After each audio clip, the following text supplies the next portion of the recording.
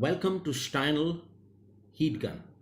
This is a video demonstration of removing stickers from various surfaces using a Steinel heatgun. Glass surfaces, metal surfaces, leathers, wood panels, or automobile stickers.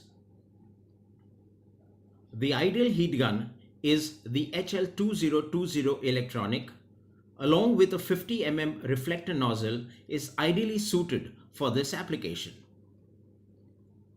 Set the temperature using the jog dial to 200 degrees centigrade. Gradually move the heat gun laterally on the surface of the sticker, which will delaminate comfortably without collateral damage to the material of the vehicle. Thank you for watching this application.